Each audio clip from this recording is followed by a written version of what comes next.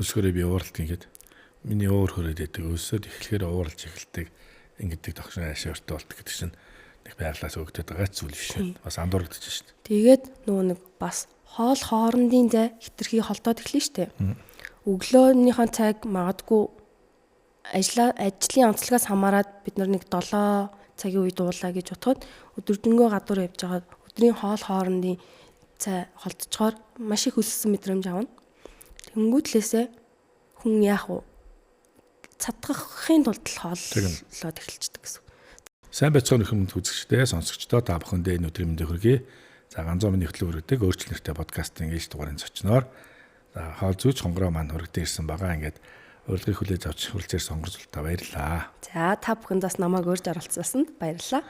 За өнөөдрийн сонсогч үзэгчтэйгээ ярилцж байгаа зүйл маань за ирчүүд бид бас мэдээж гоё ганган бас стахан гаргахыг хүсэлгүй яах вэ ингээд бас хаягдаад мартагдаад байгаа нэгэн зүйл байгаа. За энэ юу вэ одоо мэдээ зочинтой маань холбоотой хоолтын талаар бид нар төдийлөн анхаарч чадахгүй байгаа. Ингээд хонгороос энэ талаар мэдээллийг үзэх сонсогчдоо хуваалцах гэж урьсан. Ингээд таныг урилга хүлээн авсан дахин баярлалаа.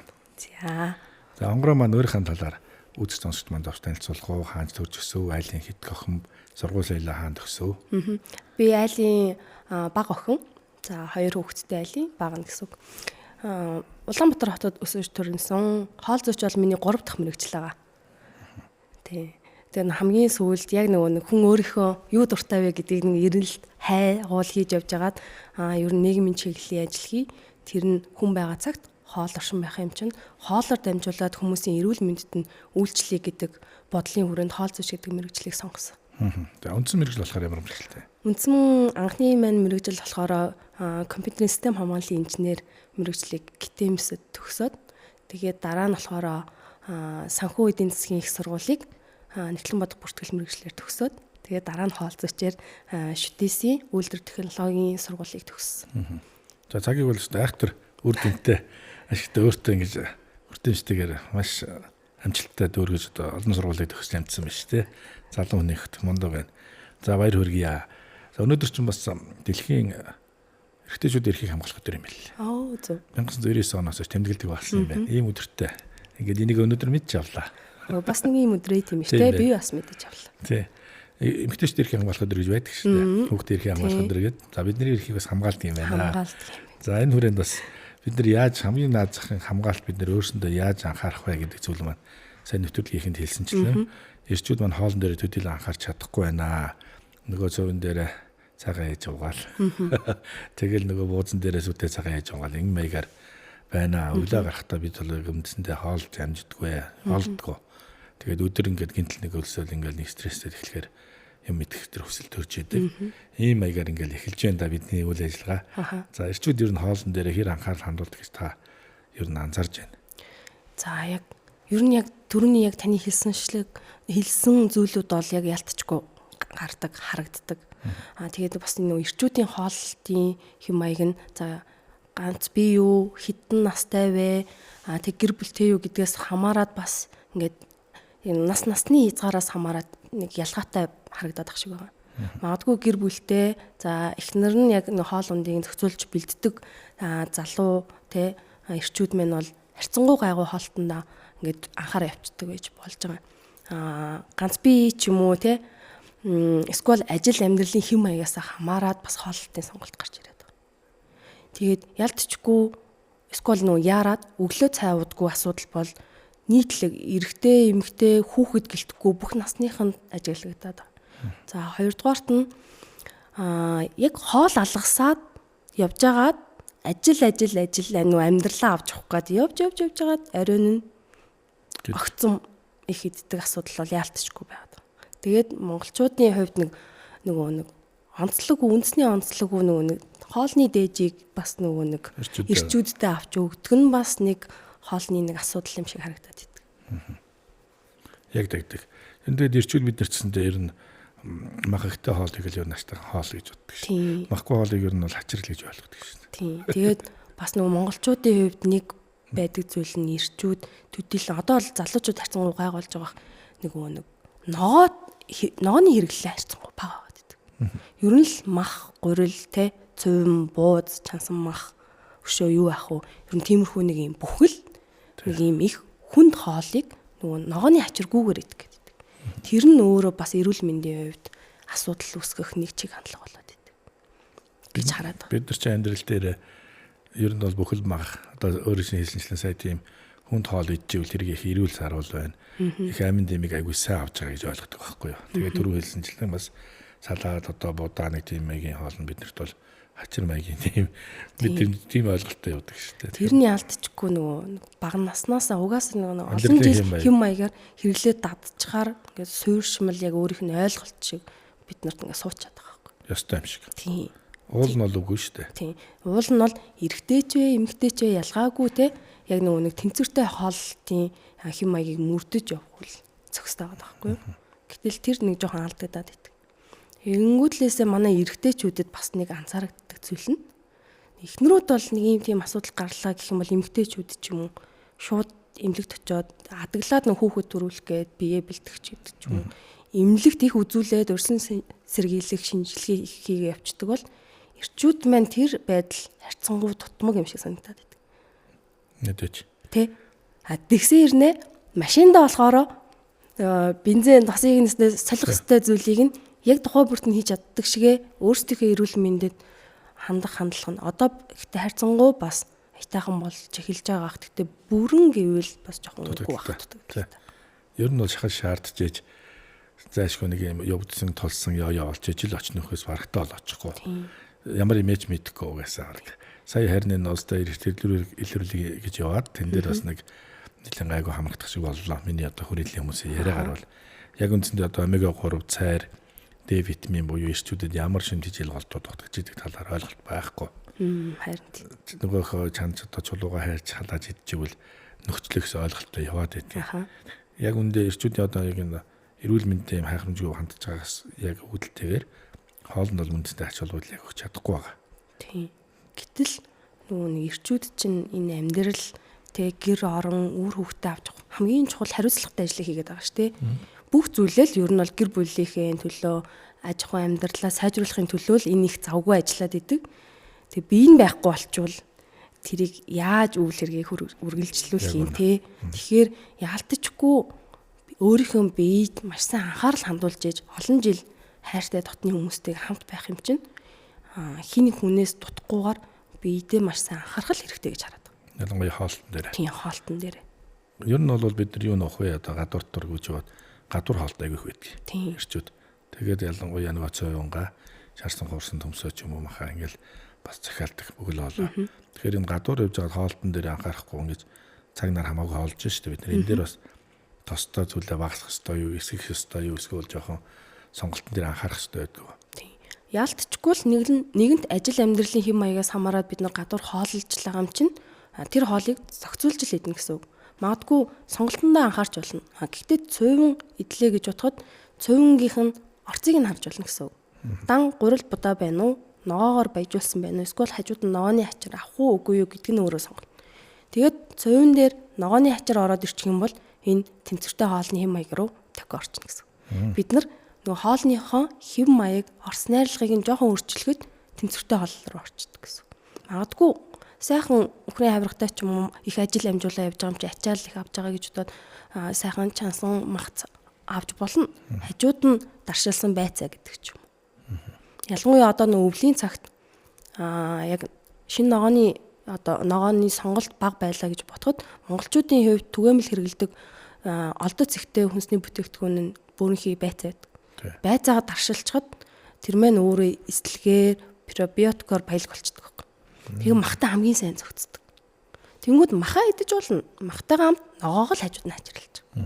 Ингэчих юм бол нөгөө хоол маань өөрөө тэнцвэртэй хоол руу орчдөг гэсэн. Тэгэхээр нөгөө нэг яаж идэх дуртай зүйлээ эрүүл болгох уу гэдэг тийм жоохон маневр хийгээд тэр ойлголтыг авчих юм бол асуудалгүй гэсэн. Заавал тэр хорих шаардлага байхгүй. Ялангуяа өвлийн цагт ч манай өвөл их хатуу, хүүтэн, ширүүн нөхцөлд бид нар маха бойл, өөгцтэй хоолой бойл гэж хэлж болохгүй. Үнтэй давахын тулд тэгтээ давхтаа хажууд нь хачруудаа, ногоогоо, өөр бусад хүнсний хэрэглээгээ нэмэгдүүлнэ л гэсэн. Тэг махнтай хамт тэр ногоо хэрэглээд байгаа гол шалтгаан нь бид нар махнасаа уураг, тэ төмөр гэд маш олон төрлийн эрдэс бодистой амин димиг авч яадаг. Тэнгүүд төмөр буюу төмрийн шимэгдэлт айгүй муу байдаг байхгүй юу? Махнаас айгүй мах их идж байгаа хэрнээ шимэгдэлт нь бага байдаг. Тэр шимэгдэлтийг сайжруулахад Ц амин дим сайн зөөвөрлөлт хийж өгдөг байхгүй. Тэнгүүд Ц амин димээр баялаг хүнсний зүйл чинь өөрөө хүнсний ногоо болоод эхэлдэг. Тэгээ хоршуулан хэрэглэн гэдэг нь махнаас авж байгаа шимт хичээлийн байцаа бид нар сайтар биедээ авна гэсэн агуулгатай байдаг. Ингээд ирүүл болох уу үгүй юу гэдэг нь бид нэр тэгээд дээрэс нь хэрэглээнийхэн давтамжаа харчна гэсэн. Мэдлэг байхгүй болж бид нар андуураад шүү дээ ирчүүд. Тийм. Ногоо ороод ирэхээр бид нарт тийм нэг хуурамч юм шиг хөнгөн юм шиг нэг тийм өөр юмар хариуцуулж юм санагдаад цаад санаа нь бид нар чинь өөх махыг халгалсан хариун шиг порц нэг ихэн байвал таатай байгаад байдаг. Энэ бол нөгөө сэтгэл зүй тарихаараа л өсөж идэ танилтаа те яг бие организм биш яг үндэ бол тэг чинь мэдрэмжээр те уул нь бол ногоо өдр ороод ирүүлэг одоо сая та хэлжлээс тайлбарлаад энэ талаар нь зөв хооллоод ихлүүл бидний эрүүл мэнд одоо энэ хэвлийн даргалт идэх чинь хэвийн байдлаа барих боломжтой болчихсон. Ялангуяа Монгол ирчүүд бол хэвлийн даргалт айгүй ихтэй байхгүй юу. Гэсэн одоо би вэ шүү дээ өөрөө. Энийгээ би чинь нөгөө найзгтайгаа яриад асуухаар миний амарж байгаа болчих юм а гэж тайлбарлав. Одоо жишээлбэл юу яаж байгаа байхгүй юу? Бүр ингээд уламжлалт ингээ хоолыг судлаад үзэнгүүт монголчууд угаасаа л нөгөө нэг мал аж ахуй ихтэй байсан, мах иддэг байсан. Бид нар ч мах чаа арт өмнө гэд буруу яриад байгаа байхгүй. Ингээд 10 хамгийн нөгөө нэг сонгомл одоо нөгөө түүхийн үйл явц гэдэг чинь 13 дугаар зууны үеийн түүхэн шүү дээ. Тэгэхээр тэр үеийн түүхийн ингээд одоо судалсан ингээд мундаг багш нарын судалгааны ажил юмыг үзэхээр тэр үед чинь дандаа механик нөгөө нэг юм хөдөлмөр эрхлэлттэй байсан тий морь малаа унаж явна дандаа өртөөчлсөн хэлбэрээр хол зайд унана биеийн хүчний их ажил хийн ноос энэ тэр самнаа гэхдээ монголчуудын өдөр тутамдаа авдаг килокалори нь 500-аас 600 килокалори маш бага байдаг гэсэн. За тэнгүүдлээсээ өдрийн 1 дамхан ол иддэг гэсэн гэж байгаа юм. Өглөө 10-аагаа багсарч устай зурж ууж гараад тэгээд өдөөс хойш нэг махан хоол цоглоод тэгээд өнжичдэг. Зундаа бол бүр махан хоол байхгүй дандаа сүү цагаан идэ. Тэгэхээр гизээ цалгаа авчдаг гэсэн. Тэгсэн хэрнээ хөдөлмөр эрхлэлт нь одоо бидний үетэй харьцуулахад маш илүү их байсан. Ачаалтаа. Тийм. Тэгэнгүүтлээсээ эсэргээрээ ачаал даах чадвар нь маш сайн бие тэнхээ сайтай нөө хараа хурц бараг тий тэдэн уулын цадгыг хардаг хурц хараатай хүмүүс их олон байсан. Тийм 60-тай хүн хүртэлтэй нөгөө нэг цэрэгт хамрагдаад дайн байлдаанд явдаг байсан. Тэгж бодохоор бид нар одоо бол хөдөлгөөн нь бага. Хөдөлмөр эрхлэлт нь бага. Тэгсэн хэрнээ хит их идэт байгаа. Суурин болцсон хэрнээ бараг тэр үетэйгээ бид нар махчин байсан гэж хэлээ тэр үе шигээ холлоо. Тэр үеэс бүр хит дахих холлоо. Тэр сэтгэл зүйн яваад байдаг. Тийм.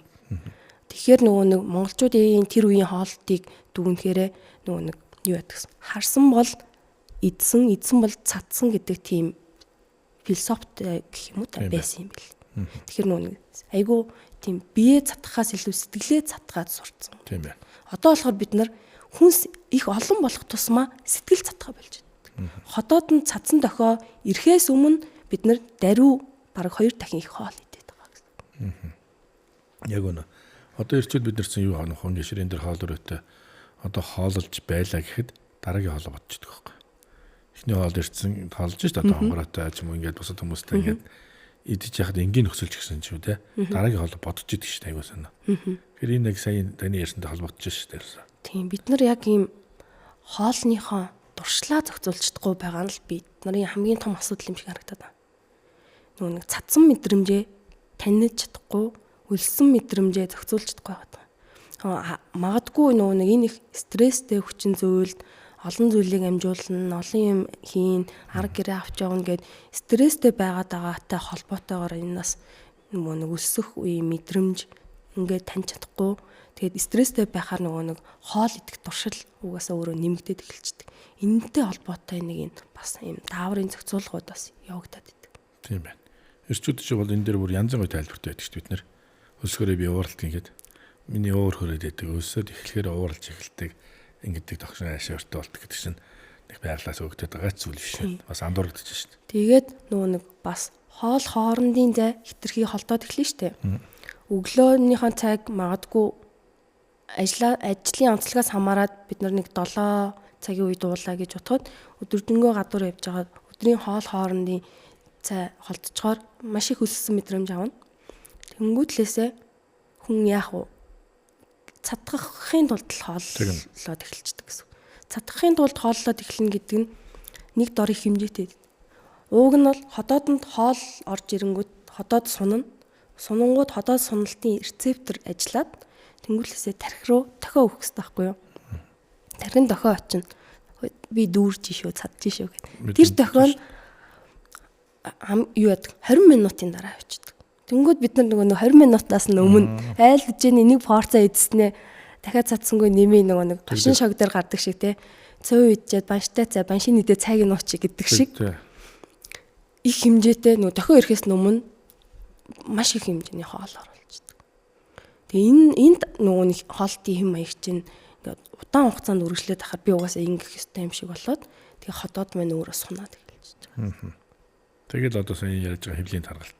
Босоод өжин нэмэх асуудал болчтой. Тэгээ итрүүл идээд байгаа юм чинь илчлэгийн илүүдэл үүсээ те. Илчлэгийн илүүдэл чинь нөөцлөгдөөд өөхөн хэсэг болоод бид нарын таргалт үүсгээд байгаа. Энэ таргалтайгаа бас хоолтойгоо жишиж үзэхгүй зарим үед хөдөлгөөнд одоо суугаас ажил хийж штэ би ингэж өөрсдөө хаацалдаг.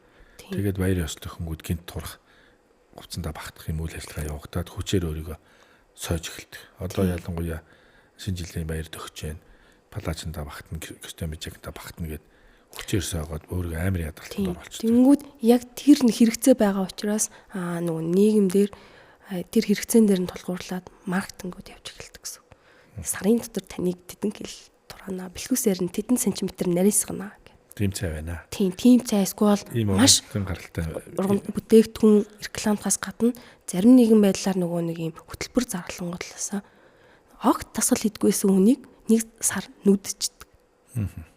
Зарим хүмүүс тэнд ухаалтаж унах эрүүл мэндийн цаана маш олон эрсдлийг тэр хүн харгалзаж үзэхгүйгээр үр дүн л харуулахын тулд зөөрөө явчихдаг. Нөгөө талд ашиг хараад шүү дээ. Тэнгүүд хүмүүс чинь нөгөө богино хугацаанд нөгөө байхгүй бол чинь тэдэн сантиметр нарийнсан гингүүд л чинь гой сонсогдож шүү. Тэгээд тэр үр дүнгийг хүсхийн төлөө явангууд эрүүл мэндээр авахч. Хүн болгон дээр үр дүн янз бүр гарна шүү. За магадгүй энэ бас аюул болгоомжтой харьцахгүй бас хүний амнаас цаана яригдана. Тийм. Хүн болгоны нөгөө нэг бие физиологи өөр, бодис солилцооны хурд өөр, нас, ажил, мэрэгжил, хүүс ялгаатай, хүнсний хэрэглээний сонголт хүртэл ялгаатай байхгүй. Тэгээд тэр хүн урд нь тасгал хөдөлгөөн хийж ийсэн үү үгүй юу гэдэг түүх нь хүртэл чухал. Тэгээд эрүүл мэндийн суурь шалтгаан нь чухал. Энэ олон хүчин зүйлүүдийг авч үзэхгүйгээр зөвхөн зүгээр л нэг сарын үр дүн дээр тулгуурлах юм бол бид нэр дандаа эрүүл мэндэл эрсдэлд оруулж байгаа гэсэн үг. Тийм. Ер нь саяын тэр хэвлийн тархалтан дээр анзарж байхад эрэгтэй хүн ер нь хэдэн литр ус уух ёстой гэдгийг өдөрт. За хүн бол хэдэн литр уух ёстой гэсэн зүйл байна те. Эрэгтэй хүн гэсэн тэр юм байх уу? Эрэгтэй хүн гэж ялгана. Эрэгтэй эмэгтэй хоёр хүний чинь бие физиологийн ялгаа байгаа. Тэнгүүтлээсээ заавал яг эрэгтэй эмэгтэй гэхээсээ илүү ер нь биеийн жин тутамдаа одоо тэдэн грамм 300-аас 400 гэдэг ч юм уу яг тэр тоо хэмжээгээр нь уул их тохиромжтой байдаг гэсэн. Ер нь яг нөгөө хоол зүйч хүн яг хүнд зөвлөгөө өгөхдөө тэгдэг. Эрэгтэй эмэгтэй одоо өндөр жин насгийн тооцож байгаа тухайн яг хүнд зориулсан зөвлөгөөг өгдөг гэсэн. Тэгэхээр нөгөө нэг маст зориулсан гадуур дэглэм ч юм уу юм явчихаараа тодорхой хүрээний нэг хэсэгт нь үр дүн үзүүлнэ, үлдсэн хэсэгт нь нөлөөлөхгүй байхгүй. Харин яг тухайн хувь хүн рүүгээ чиглэсэн зүйлийг өгнө гэдэг нь танд зөвлөгөө өгөхийн тулд би таны амьдралын хэм маягийн бид энэ хүн суугаа ажилтай. Энэ хүний суугаа ажилтай ч гэсэн өдөр нь завгаар болох юм уу, оройн завгарах юм уу, ямар цагт нь дасгал зөвлөх үү?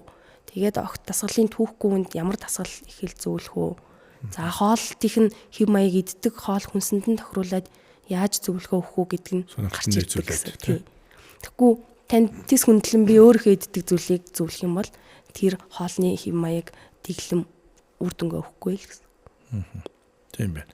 Яг гоо ингээд усуух нь илүү эрүүл мэндэд ачиг тустай юм гээд мэдээд эрчүүд ойлгоод байгаа. Бисэн ч гэсэн яг үндэ бол нөө колого барайл фантага угаал спайтаа угаал за арай жоохон тэрийг эрүүлжүүлж ийнэгвэл энержи лаацтай ундаар сонгож ороод ингээл явж байгаа. За усыг бол ер нь бол цөөн тооны эрчүүд хэрэгжилж байгаа шүү. Яг энэ дээр бол Харин тий одоо яг тэгээд энэ ус хэрглэж байгаа эсвэл нөгөө нэг фитнест ч юм уу те дасгал хөдөлгөөн хийж байгаа гингүүлээсээ нэмэлтүүдийг айгүй хэрэглэх сонирхол байгаад.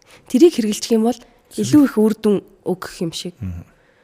Ууг нь бол яг эхлээд натурал хоол хүнсээ аваад тэгээд та тодорхой үр дүнд хүрээд таны зорилго дахиад агсан төвшөнд арай өөр хэсэг рүү шилжих юм бол магадгүй тэр зорилготой чинь уялдаад нэмэлтийг хэрэглэж болох байхгүй. Гэтэл ерөнхийдөө зүгээр бие гоё цэгцлээд, гоё бие хаатай, эрүүл өдөр тутамдаа дасгал хөдөлгөөнтэй байх гэж байгаа хүнд бол нэмэлтийг ерөөсөө зөвлөх шаардлагагүй. Та хоолоо л ихлэ зохицуулчих. Гэмээр байтал манайхан ч юм болохоор фитнест явбал заавал нэг хажуудаа нэг савтай юм барьцсан явахгүй л болохгүй. Харагдах байдлаас л харагдах гэдэг. Тэгэл ус уухаараа ч юм уу шингэн уухаараа яг таны хэлдгээр energy drink авч хэрэглэх ёстой юм шиг. Гэтэл тэр зүйлд юу агуулгадж байгаа вэ гэдгийг маш сайн бодох хэрэгтэй байхгүй. Уншихгүй ч тэр дээрхийг ер нь мэдэхгүй байгаа. Тэгэхээр яг нэг хэв маяг хөөлгүйгээр бас эрүүл мэнд рүүгээ чиглэж сонголт хиймээр санагдаад. Яг үнэ фитнестэй бол эхлэгчин ихтэй эмхтэй аль нь чихгүй ингээд цүнхээрээ гангараал идэл хэрэглээрээ гангараал тэгэл усны савнд илүү анхаарал очилууд өгөөл тэгэл яг юу ууж ин тэргээрээ баг үнцэнтэйгээр харьцаад байгаа байхгүй юу. Надад ялан тохиромжтой вэ гэдгээ төдийлөө ачуулбал өгөхгүй байна. За хоёр дахь юм бол ирчүүд бол ер нь юу нөхтэй хэдий ингээд фитнесийг сонгох ч юм уу зааланд хаяа тоглолтог болжлоо юм боллоо гэсэн хэрнээ бид нэг зорилго тавьдгийн өөрсөндөө өөрөө бас эмхтэй хүн шиг юм яриа шүү дээ. Тэгэнгүүт хажууд хүн ирээл хооллоход шууд хооллох сэтэл төрдөг байхгүй. Амар сонь шүү дээ. Одоо би ингээд идчихэл гарах чахад одоо онгороо ингээд орж ирээл анзаахаа сайн нэг таваг салат тэгээд элчи хоолоо цахиалаа сухад би шууд дахиад иддэг шүү дээ. Энэ одоо ямар байдлаар надад үүсээд байна. Түрүүний яг ярьсан таас холбоотой. Нөгөө хараад эцсэн мэдрэмж аваад тийм үү. Ингээд гарч болохоор байна шүү дээ. Цадсан мэдрэмж байгаа. Тэгэхэд заавал идэж байгаа байхгүй. Тэгэхээр энэ андуур гэдэг тань түрүүний зүйлсэн шиг. Яг зам төлөвийн бас нэг өөрчлөлт нэг онцлог яваадах шиг байна тий. Тэгэхдээ ялтчгүй бид нөгөө нэг юу яах хэвээр. Фитнест ч юм уу дасгал хөдөлгөөн хийгээд яваад нэг юм хоолоо нэг цэгцлээд нэг юм юу өөрчилчихдээ штэ. Фитнест явж байгаа хүмүүс цээж мах идэх хэрэгтэй гэдэг ч юм уу нэг арай нэг хоолоо гэхдээ тэр нь жоохон огцомдоод байгаа юм шиг санагдаад байна. Эхний ээлж нь магадгүй та хоолоо ердийнхөөрөө байлгаад дасгал хийж даадах. За эсвэл дасгал хийж дадангаа нэг юм үе шаттайгаар өөрчлөлтүүдийг хийхгүй бол нэг дор цөм өөрчлөлт хийжнэ. Хоолооч өөрчлөнө. Дасгалж гинт хийж орж эхэлнэ. Тэнгүүд нөгөө нэг би мах бай 5 тухтай бүс рүүгээ буцаж орох гэдэг. Тэгээ хажууд нэг хүн хоол гаргаад ирэхэр чинь. Нөгөө нэг амтгүй дахианыхаа цээж махаа ч юм уу жоохон бэлтгэсэн тийм хоолоо идэхүү, амттай тэр хоолыг идэхүү гэдэг сонголт ирэнгүүд тарих яахын нөгөө нэг хуучин гой зүйлээ хүсэж байгаа байхгүй. Тэгэхээр бид нар өөрчлөлтийг ингээд алгуурхан хийвэл урт хугацаанд үр дүнтэй. Тэр нь амьдралын яг дадал болно гэсэн. Огцомдуулах тусмаа л шантраад буцаж болоод хизээш тэр жимийн хаалга татахгүй байх магадлал нь өсөд байгаа байхгүй. Яг өөрчлөлтийг өөрөөсөө гаргахтаа багштай болон одоо сэтгэл зүйч, хоол зүйчтэй зөвлөжээж зөв төлөвлөгөө гаргаж орох хэрэгтэй байна. Төлөвлөгөөтэй тийм. Тэгэхгүй бол нэг бол эсрэгээр нэг талтай айгу донтолт болж хувирна. Нэг талын зөвхөн бэлтгэлтэй юм уу, хоолтондоо юм уу, хувцалтандаа ч юм уу энэ тал руугаа нэг талын донгоос алхаад нөгөө эрэг дон болох гэж явж ийсэн аа. Дахиад нэмэлт донж болж хувирах магадaltaй юм байна. Тэгэхээр энийг яг зөв өөр тохирсон төлөвлөгөө гаргаж л явах нь зөв юм байна. Тийм. Яг өөрийнхөө ажил амьдралын баланс юм алдахгүйгээр багаар яаж энийг тохируулах вэ гэдэг нэг тийм. Тэгвэл бид нар чинь нөгөө богино хугацаанд яаруу үр дүн гарах гад тэрэндээ хит ач холбогдол өгөөд буцаж шантрах гэдэг. Ер нь бол ирчүүд үндсэндээ яг бид нар хүн тоолноос татгалзах хүн болгон хүсдэг. За бид нар 10-20 ирчүүд ирээд уулзаад ярилцаад ер нь 15 нь бол одоо энэ хүн тоолноос татгалцъя. Хэдүүлээ одоо энэ дээр жоохон анхаарах гэж ярилцдаг. Ярилцаад 2 цагийн дараа хүн тоолоо идчихсэн сууж идэг. Төлгөө амьд өөрчлөх гэдэг чинь өөрсдөө ингээ сайхан баг бүрдүүлээд ингээ яв яг л 2 цагийн дараа л хүн тоол руу гарцсан. Тэр энэ яг нөгөө түрүүний ярьсанчлан бас л нөгөө бодол сэтгэл зүгээ төлгөө гаргаж удирдах чадахгүй байна. Хоёрд амьдрал дээр гардаг зүйл ч гэсэн одоо эхнэр кетогийн тоолнд орж исэн. Тэгээ би бас идэж үдчихсэн. Надад бол аштайхан таалагдж л байсан. Нэг тийм анхандаа жоохон хэцүү байсан л та. Хөрөгч рүүгээ шөнө очиод баригдчихлаа шүү дээ чинь хоолоо хөргөчнөөс улгаалж хитээд хоёр ганц зураг юу гэж байгаа юм бэ? Хөргөчний гэрэл чинь шөнө идэх зорилттой байгаамаа. Гоё тайлбарлалт. Тайлбарж өөрийгөө аргалж байгаа. Тэгэхдээ тасах бол надад боломжтой юм шиг санагдсан. Ягаад гэвэл ихтэй нөгөө амьдралын хэм маяг ажлын хэм маягаас болоод өөрийгөө тайлж чадаагүй. Үс надад бол тэр өндөг аштайхан гурилгуудаа махыг орлох үс бүтээгдэхүүнд бол аштайхан хөнгөрж ил шүү дээ. Би айгуу гоё ингээ өнгөрөөд арьс марс айгуу цайраад аштайхан гоё болчт юм байл шүү дээ. Харин тий хооллыг ер нь яг ингээд яг өөрийнхөө биенжин ачаал юмдаа тохируулаад уг нь яг идчихвэл заавал тэн дотор байгаа хүнсний бүтээгдэхүүний сонголтыг нь яг эхний ээлжинд дараа нь яриад тэгээд яг одоо байгаа идж байгаа хэм маяг дээр яг өөрийнхөө хэмжээнд тохируулж идээд тэгээд ингээд тасгаад өөрчлөлт хийчихээр бие организмд ялтчгүй өөрчлөлт гарна. Хит их хүнд хоол идэгээ болоод ирэхээр бие организм хөнгөрнө, тэнд явагдах өрөвслийн процесс багасж эхэлнэ. Тэгээ магадгүй яг улирлын шин чанартайгаар тэр үнд хоолоо бас зохицуулж болно шүү дээ. За өвлийн цагтаа иддгээрээ идэж болно, цуны цагтаа бууруулдаг ч юм уу. Тиймэрхүү юм маягаар янз бүрээр тухайн хүний нөхцөл тохируулаад уг нь өөрчлөөд өөртөө л тохирсон дэглэмийг олох нь чухал юм. Өөртөө л тохирсон хоолтын хэм маягийг олох нь чухал юм. Тэрнээс биш тэрнтэй та өөрийнхөө найз батаатай ч юм уу тэрнтэй ер нь магадгүй яг гэр бүл бол хоорондоо жоохон төстэй ижил хооллно. Өөр хүмүүстэй заавал адилхан байх албагүй. Тэрний хэрэгэлдэг зүйлийг хэрэглэх ч юм уу. Зөвхөн өөрийн хоолны хэм маяг би яг ямар үед идэх туршилттай билээ, тэр үедээ би яаж өөрийгөө контролдох вүлээ? Стресстгээрээ би яг яадаг вүлээ? Би ямар дасгал хөдөлгөөнд дуртай вүлээ? Миний ажил амьдралын хэм маяг өглөө дасгал хийхэд боломжтой дүүлүү, орой хийхэд боломжтой юу? Эсвэл өдөр цайны цагаар ажлынхаа зарим байгууллагын ажил дээр фитнестэй болсон гэдгээс хамаарат өдөр хийх боломжтой илүү гэд яг цэвэр өөр дээрээ төвлөрөөд тэр нэг хоолтын хэм маяг, амьдралын хэм маяг босгочвол тэр нь нуурах нь баг. Одоо хүмүүс нөгөө нэг хоол зүйч гингүүд надаас яг ингээд эрүүл хооллох хэцүү юу? Та ингээд дандаа дэглэн барьдаг болохоор ингээд турхаа байдгүй. Дарамтанд амьдрдаг юм шиг шаналгаатай тийм нөгөө хүнээс гаж ингээд нэг өөртөө ачаал үсгэж амьдраад байна үү? Пицца иддэг юм уу, уудаг юм уу?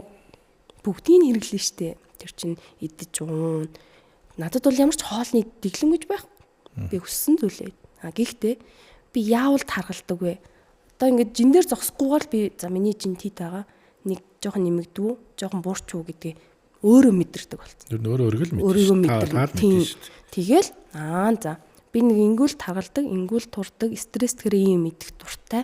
Би ер нь амттан дундаас ийм амттан дуртай гэдгийг мэддэг. Тэгээ стресстэй идмээр санагдах юм бол цагийн маневрыг хийдэг байхгүй. Орой идэл бас болохгүй шүү дээ. Өглөөнийхэн кофетойгоо нэг амттай зүйлээ идчихэд эзэн мэдрэмж авчдаг.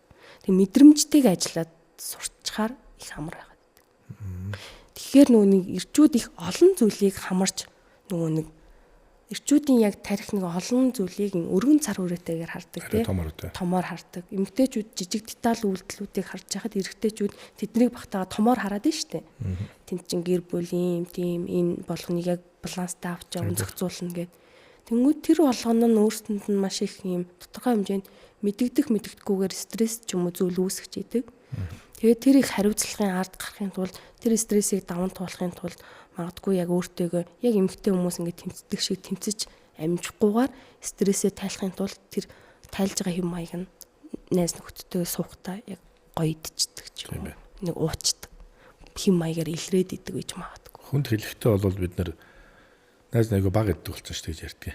Ер нь бол бид айгу баг болсон цаг маг айгу тохирож иддэг болсон гэж хэлдэг боловч яг хачир дээр бол нөгөө хэмжээгээ алдчихтэй. Хяналтаа алдчихтэй. Мэдээж бусад спортоор болон бусад төрлөөр хичээлж байгаа найзуудаас айгу үлгэр авдаг шүү дээ ирчүүд бас. За найзнаас заалан тавь ингээ тэгээ хоол молон дээр анхаарч эхэлсэн.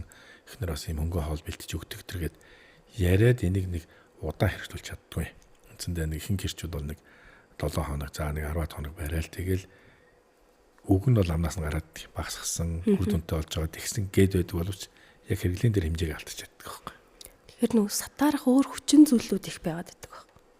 Нэг ажил амьдрал тийм нэг юм угаас нэг эр хүний нэг тэгтээ тэрнтэйгээ жоохон тэмцээд би юу яг яах гэж амьдарч байгаа вэ те. Энэ бие махбод чинь бас яг яагаад хэрэгтэй байгаа вэ? байхгүй болчвол яах вүлээ гэдэг өнцгөөс харах юмар байгаа шүү. Өнцгөөс нь бас ингээ хараад жоохон нухацтай. Ирчүүд маань. Тэгэхгүй надад одоо яг нөгөө нэг мөнхийн амьд байх юм шиг. Сквал би хаана ингээ дийлээд яваад ах юм шиг. Мөнхийн ийм залуугаараа бэр тэнхэтэй байх уугүй. Тэрэ зүс байна. Сэтгэн бодох чадвар байна. Яагаад энэ одоо жишээл би ч бас зөвхөн дундаж иддэг гэж боддгий өөрийгөө. Гэхдээ ганцоо яагаад одоо ч хоолнд төрөхгүй байгаа. Яагаад идэхгүй байна тэгвэл бараг зарим үед бол төрүүл цадчаа залхуураа сууж байгаа байтал. Хошин маягаар хэлэх юм бол үе яагаад хоолнд төрөхгүй байгаа юм бэ гэх юм бол залхуур нь ийм маяг нэг идээгүй өнцгөөс нь хараараа гэж хошгиж нэг юм бас хэлдэг. Жим барьж байгаа даа шахаа. Би тэгээд орой өч одоо зоогмог янз бүрийн арга хэмжээнд ирсэн. Тэгвэл манай монголч орой болох юм да. Янз бүрийн арга хэмжээнд. Тэгээд тэн дээр идэнэ. Наан очиж идэнэ. Яг үйл ажиллагаан дээр идэнэ. Дараа нь идэнэ. Дунд нь мэдээж байгаа амар шүү хүн л болсон. Тэнгүүд үе ягаад хоол моолнд өрөхгүй байна юм ядтан мавдаг гэд. Би 6 цагаас хойш идэхгүй жингээ барьдаг гэтэргэл тэгдэг. Тэгжил би 8 цагт идээ сууж байгаа байхгүй. Үе шийдэн төрөө мөрөнгө би 8-аас хойш бас идэлтэй зогсоод юм аа. Тэр ингээд маацгаад хошин маягаар өнгөрөөгд байдаг. Гэхдээ энэ үр дүн бол цаана аюултай байхгүй. Хоолтын чинь үр дүнгийн дараа жишээл энэ арьсны нөхцөлд одоо томрохч гэдэг юм уу гаднаас салдварах юу гэдэг үлээ арьс махтаас гоо сайхантай холбоотой байдаг юм шиг байна. Хоолтой. Угаасаа бидний нөгөө нэг бие махбодод хоол ороод бие махбод эргэтэн систем бүх зүйлийг тэр чинь нөгөө нэг цусаар дамжуулаад тэтгэх хэвээр хүрэх хэвээр шимт хичээлээ бид нар авах хэвээр тэг хоолноосоо дамжуулаад тэгтэл тэгээ арьс ч гэсэн бидний яг нэг хамгийн том эргэтэн шүү дээ. Тэгмүүд хаана л бол хаана бидний идэж ууж байгаа зүйл очиж үйлчлэх хэрэгтэй байхгүй юу? Тэгээд тэр зүйл нь эрүүл тэнцвэртэй байх уугүй юугээс хамаарат бидний арьс ямар ах уу, үс унах уу, батгашилт гарах уу, бие өрөвсөх үү, эргэтэн систем өвдөх үү гэдэг зүйл яваад байгаа. Тэгээд хит их ингээд би хоолны дэглэм барьж байгаа гэдэг тэр мэдрэмж өөрөө стресс үүсгээд тэгмүү стресс үүсэнгүүт стрессийн даавар буюу кортизол даавар ялгарч эхэлдэг. Тэр даавар хамгийн аюултай нь уг нь тодорхой хэмжээнд байх нь зөв юм. Байх юм бол бид нарыг нөгөө нэг юм цугтгуу тулалдгуу гэдэг систем ажилуулад нэг юм хариу реакшн үзүүлэх юм хурд энергийг бий болгож өгөхөд тусалдаг. Игтэй тэхлэхээрээ тэр кортизол дааврын нэг сөрөг тал нь хоолны туршлагыг нэмэгдүүлдэг байхгүй. Та тэмцмээр байвч тэглэн барьмаар байвч хит их стресстэй байгаад ах юм бол идэх туршил чинь тэнд цаана дахиад буцлаад нэг баруун зүүн мөрнийхөө чөтгөрүүдтэй ярих л асуудал гарч ирээд идэх байхгүй. Тэгэхээр бас сэтгэл зүйгээ бэлдэн гэдэг нь өөр аягүй чухал. Та үнэхээр одоо биедээ өөрчлөлт оруулъя, дасгал хийгээ зорьсон бол стрессгүйгээр хийх хэрэгтэй. Стрессгүй хийж бие махбод чинь дааврын систем, эргэтэн систем зөв ажиллана. Стресс үүсэхгүй байна гэдэг нь хоолны туршилт ингэж таныг автуулахгүй байх нэг давуу тал үүсгэж гэсэн. Эдгээр зүйлүүд чинь ингээд холбогдоод яг нэг саяны таны хэлсэнчлэн юм маяга бариад эхлэх юм бол ажлын үр дүн сайн гарна. За хамт олон гэр бүлийн харилцаа хандлах гэсэндээ эрх сайхан болно л гэсэн үг шүү дээ. Бид нар яг түрүүн би ярьсанчлан хидээд байгаа нэрчүүд айгүй хайнг талдаа бид нар юу нөх вэ? Ялангуяа монгол эрчүүд за хоол одоо махтай байвал энийг хүнд хоол гэж ойлгочихж байгаа. За махгүй хоол ер нь хөнгө хоол гэж ойлгочихж байгаа. Ер нь бид нар тэгэл ер нь за нэг өндөг мөндөг чинь бас хөнгөл гэж ойлгодог шүү дээ бид нар.